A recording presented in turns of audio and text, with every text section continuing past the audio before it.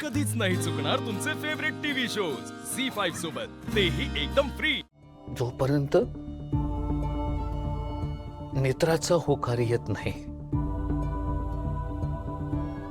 आपण व्हेंटिलेटर नाही काढू शकत.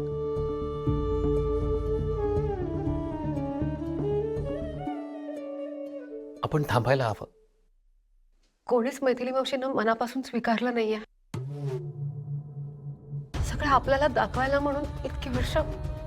इथे बघ, आत्ता घरात परिस्थिती खरंच खूप नाजूक आहे. आत्ता आपण लगेच कुठल्या कन्क्लुजनवर नको यायला. देवी आईने योग्य वेळी संकेत दिला, इशारा. आपण इंद्राने आत्यांना काही होऊ द्यायचं नाही. आपण लढूयात इंद्राने आत्यांसाठी.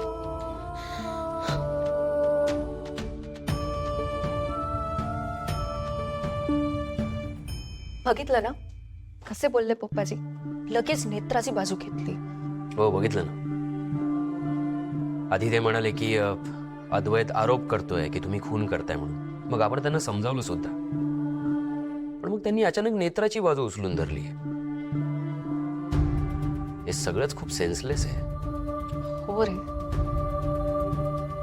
तेजस, आपण इंद्राणी आत्याबद्दल वाईट विचार करतोय का?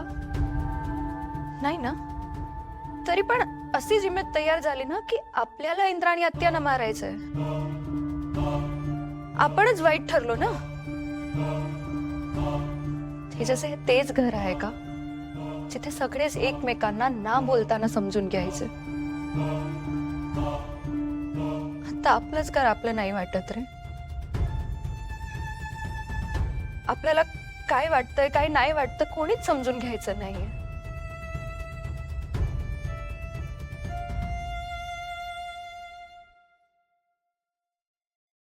बरोबर बोलतेस तू.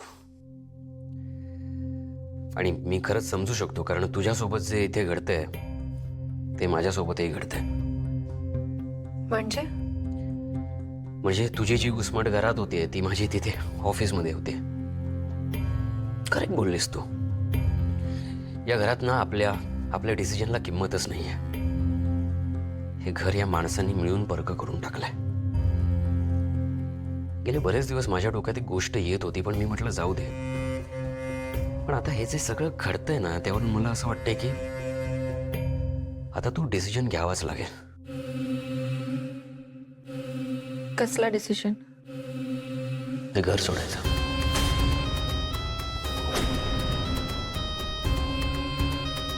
फाल्गुनी, इथनं बाहेर पडूया. हं? आपण वेगळे राहूया हवं तर. हे बघ, हे खूप जास्त झालं ना तर मी कदाचित बिझनेसमधून सुद्धा बाहेर पडेन. अशी मी जी मेहनत घेतोय ती कोणाला दिसतच नाहीये. मी स्वतःचा बिझनेस उभा करेन ना. मग फाल्गुनी, आता नाही सहन होत आहे खरंच.